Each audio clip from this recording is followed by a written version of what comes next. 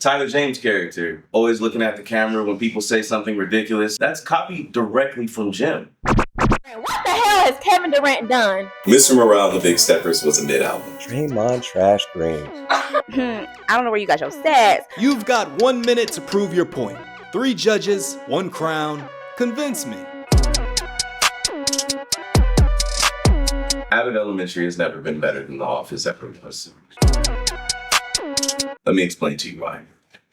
Abbott Elementary has copied a style of filming that The Office itself made popular. It has also been copied by Parks and Recreation, The Paper, and also Abbott Elementary. I also submit to you that it is an elementary school, which basically means any elementary school you do it in is going to have some hijinks that kids introduce to it that will make it entertaining. The Office took a paper company and made it relevant and made it a huge success. In 2020, it was the most streamed show on Netflix anywhere with over 50 billion minutes watched.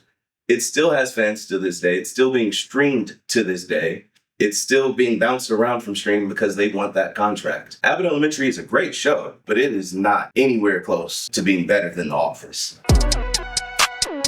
The Office is about a dysfunctional office, whereas Abbott is a celebration and testament to the dedication of teachers, showing what teachers go through on a daily basis. Abbott has focused on the collective efforts and resilience of the teachers. We see perspectives from different generations, different socioeconomic backgrounds within the Black community to show that we are not a monolith. And all the characters are just so layered and so rich. And even Quinta Brunson said it herself that we get compared a lot to The Office, but I would say we're much different. She says nobody there except Michael was inviting. His was done in lack of self-awareness. But she said just like in Parks, everyone felt very inviting. I just thought more characters there were like, yeah, welcome to our story. And I think I studied a lot of that for Janine. In comparison, the principal, ditzy, sometimes making reckless mistakes. There's Michael. Tyler James' character, always looking at the camera when people say something ridiculous, having those off-script moments. That's copied directly from Jim. The Office also addressed the same things that you're talking about, racism, sexism, misogyny,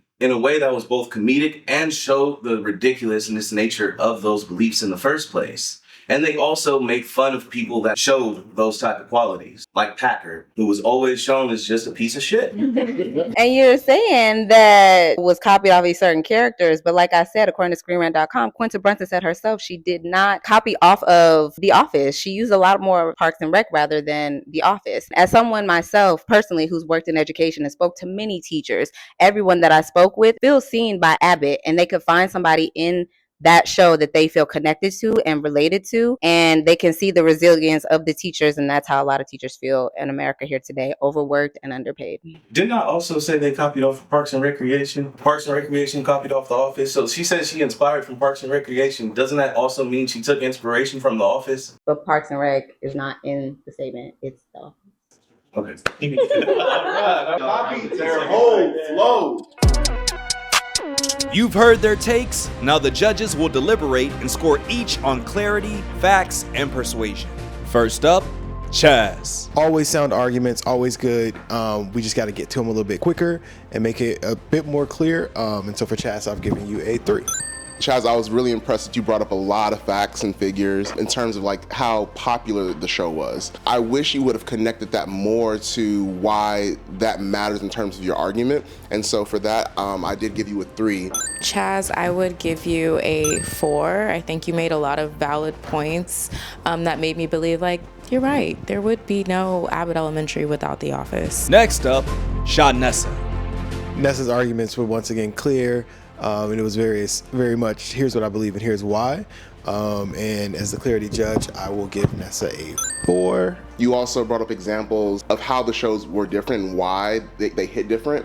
And so for that, I gave you a 4 for facts. Give you a 3. I think you also made some very valid points in terms of Abbott Elementary and the representation that it gives. For me, persuaded me to understand your point. After adding up the scores, the winner is Nessa.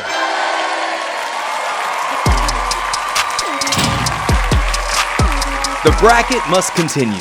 Like and subscribe if you enjoyed this video, and stay tuned as we crown a champion.